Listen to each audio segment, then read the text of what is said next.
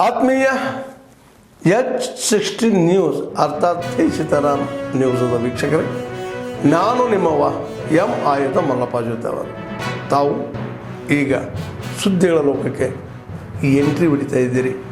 ಈ ಸುದ್ದಿಗಳನ್ನು ಪ್ರತಿಯೊಂದು ನೋಡೋ ಜೊತೆಗೆ ನಿಮ್ಮ ಅಭಿಪ್ರಾಯಗಳನ್ನು ಹಚ್ತಾ ಇರಿ. ಯಾಕಂದರೆ ಈ ಸುದ್ದಿಗಳು ನಿಮಗಾಗಿ, ನಿಮ್ಮ ಬದುಕಿಗಾಗಿ, ನಿಮ್ಮ ವೈಚಾರಿಕೆಗಾಗಿ, ನಿಮ್ಮ ತಿಳುವಳಿಕೆಗಾಗಿಯೂ ನಿಮಗೂ ಗೊತ್ತು. ಜೊತೆಗೆ ನಮಗೂ ನಿಮ್ಮೊಂದಿಗೆ ಇದೊಂದು ಮಾತಾಡುವಂಥ ಜೊತೆಗೆ ಸುದ್ದಿಗಳನ್ನು ಬಿಡುವಂಥ ಕೆಲಸ. ಈ ಕೆಲಸದಲ್ಲಿ ನಾವು ನಿಮ್ಮೊಂದಿಗಿದ್ದೀವಿ ಅಂತ ಹೇಳ್ತಾ ನೋಡ್ತಾ ಇರಿ ಸುದ್ದಿಗಳನ್ನು.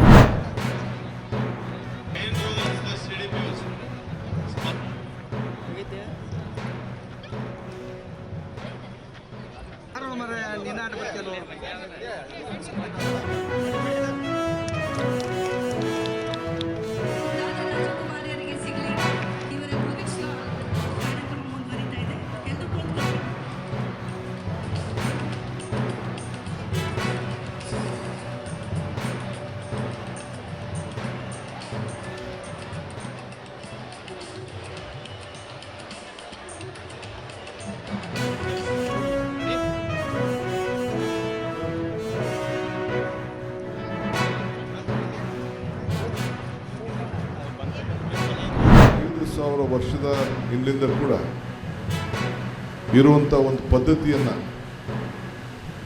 ಉಳಿಸ್ಕೊಳ್ಳಲಿಕ್ಕೆ ನಾವೆಲ್ಲ ಪ್ರಯತ್ನ ಮಾಡ್ತಾ ಇದ್ದೀವಿ.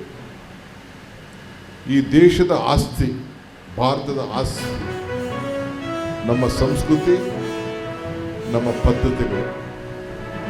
ಇದನ್ನ ಇಡೀ ವಿದೇಶದ ಅನೇಕ ಜನ ನಮ್ಮಲ್ಲಿರುವಂಥ ಈ ವೈದ್ಯ, ಆರೋಗ್ಯ, ಆಯುರ್ವೇದ, ಏನು ಈ ಒಂದು ಯೋಗ ಮತ್ತು ಆಧ್ಯಾತ್ಮಿಕ, ಈ ಮೂರನ್ನು ಕೂಡ ಗಮನಿಸಿ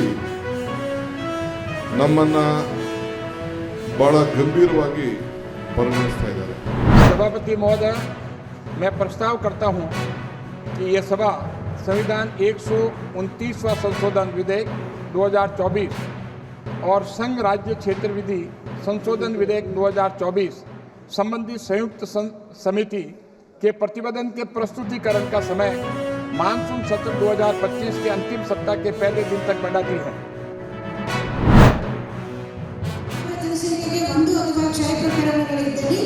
ಈ ವರ್ಷ ಅಂದರೆ ಕಳೆದ ವರ್ಷ ನಮ್ಮ ಜಿಲ್ಲೆಯಲ್ಲಿ 233 ಗ್ರಾಮ ಪಂಚಾಯತಿಗಳಿದ್ದು, ಇನ್ನು 2024ನೇ ಸಾಲಿನಲ್ಲಿ ಒಟ್ಟು 41 ಪಂಚಾಯತಿಗಳನ್ನು ಕ್ಷಯಮುಕ್ತ ಗ್ರಾಮ ಪಂಚಾಯತಿ ಎಂದು ಘೋಷಿಸಲಾಗಿದೆ.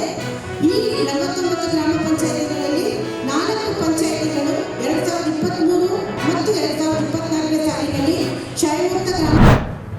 ಆತ್ಮೀಯರೇ, ಎಲ್ಲ ಸುದ್ದಿಗಳನ್ನು ನೋಡಿದ್ರಲ್ಲ, ಏನು ಅನಿಸ್ತು ನಿಮಗೆ?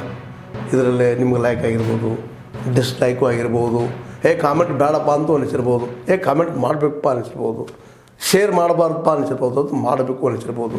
ಏನಾದರೂ ಆಗಲಿ ಶೇರ್ ಮಾಡ್ತಾಯಿರಿ, ಈ ನ್ಯೂಸ್ಗಳನ್ನ ಹಂಚ್ತಾ ಇರಿ, ಜೊತೆಗೆ ಇದಕ್ಕೆ ಸಬ್ಸ್ಕ್ರೈಬ್ ಆಗ್ತಾಯಿರಿ ಅಂತ ಹೇಳ್ತಾ H60 ನ್ಯೂಸ್ ಅರ್ಥಾತ್ ಸೀತಾರಾಮ್, ಇದು ಸತ್ಯದ ಕೈಗೆ ನಡಿ. ವಂದನೆಗಳು.